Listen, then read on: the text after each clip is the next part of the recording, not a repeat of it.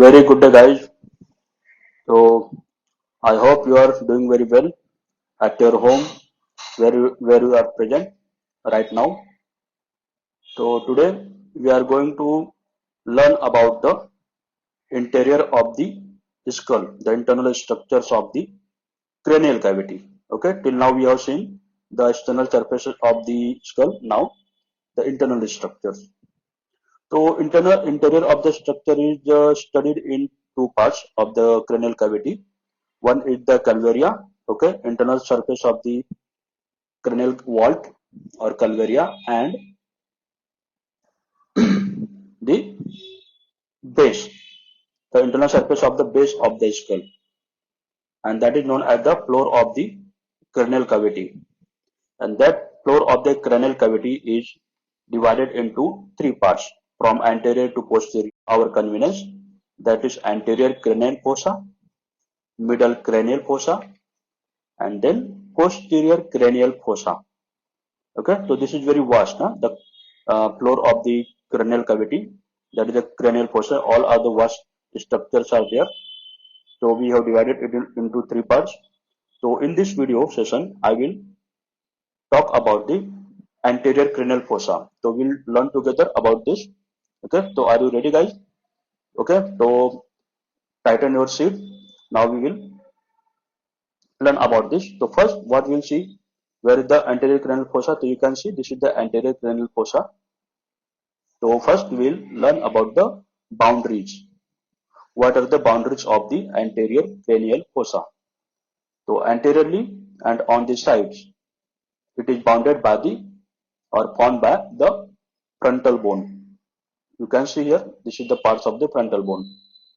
And posteriorly, it is separated from the middle cranial fossa. Okay, you can see this is the middle cranial fossa at the lower level compared to the anterior cranial fossa.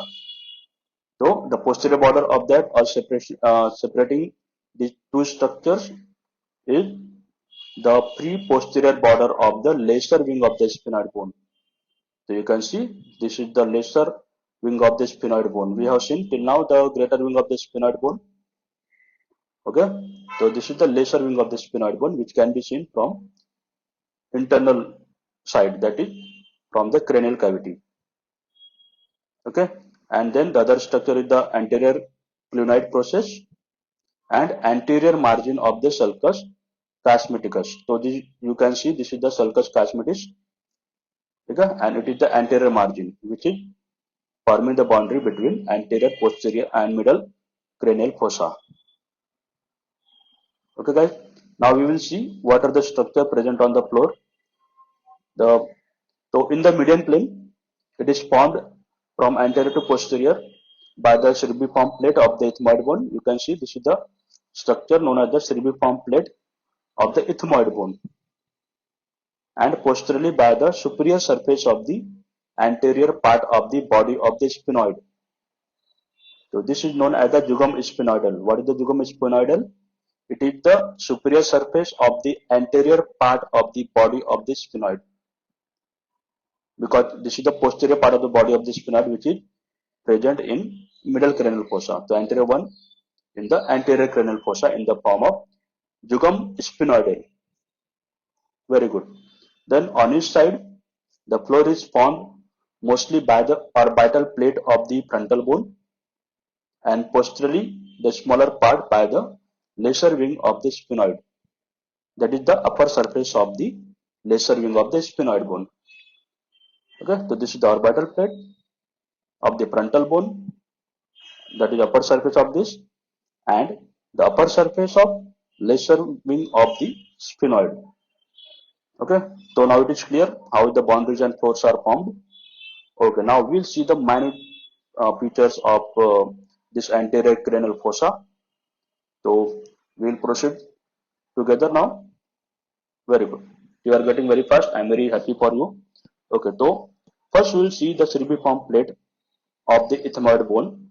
So it separates the anterior cranial fossa from the nasal cavity which is lying below this. So you can see, I will show you, this is the nasal cavity, and upper part here it is anterior cranial fossa. So they are separated from each other by this cerviform plate.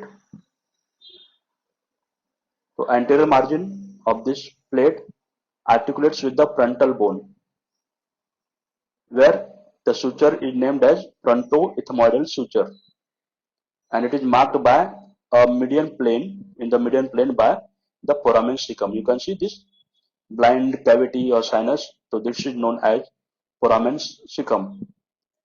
It is usually bind, but it is occasionally open, and when it is open or patent, then it will open into the upper part of the nasal cavity.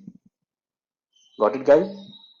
So this will be transmitting the emissary vein from the nasal cavity to the superior sagittal sinus. Okay, then the posterior margin of the plate will articulate with the jugum sphenoidal.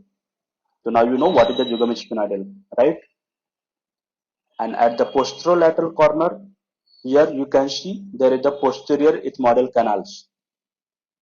Fine, and on its lateral margin, it articulating with the orbital plate of the frontal bone.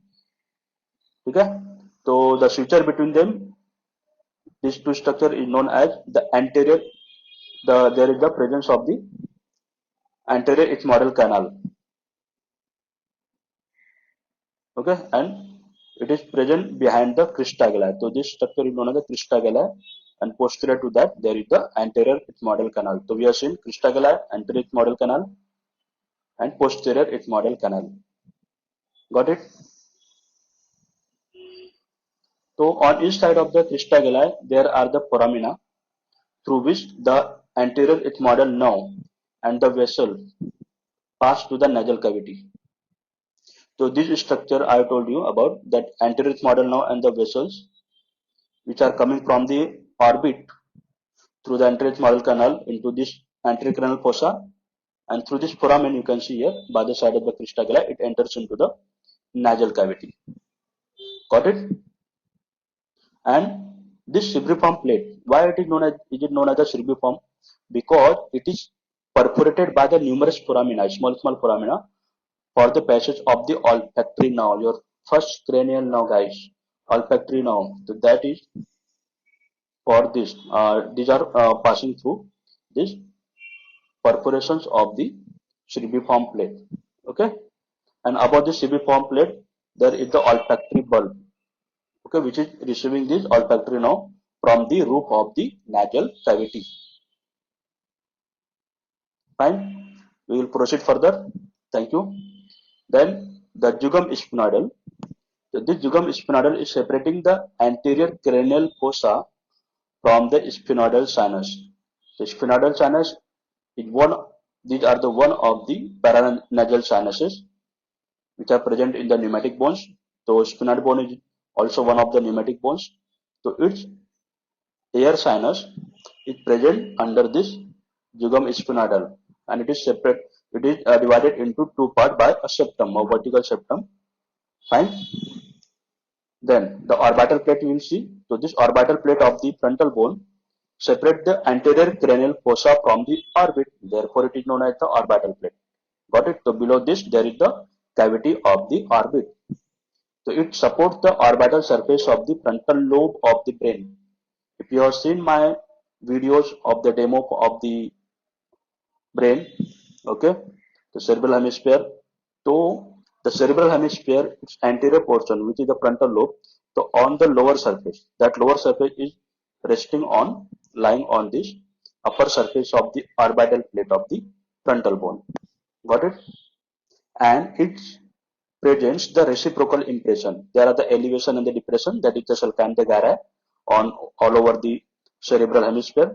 So that lower surface or orbital surface of that cerebral hemisphere is getting reciprocal impression on this bone, on this orbital plate of the frontal bone.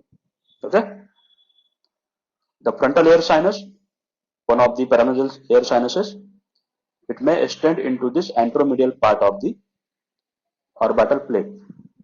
It is generally present here, but it can extend into this part. The medial margin of the plate covers the labyrinth of the ethmoid. So ethmoid is also one of the paranasal air sinuses having it is having that is it is pneumatic bone, and these air sinuses are having the air pockets in the form of the air pockets in the ethmoid bone. The upper part is uncovered, which is covered by the orbital plate on the medial aspect, and the posterior margin articulating with the lesser wing of the sphenoid bone. Okay, so you can see the suture between the frontal bone and sphenoid, lesser wing of the sphenoid bone. Very good.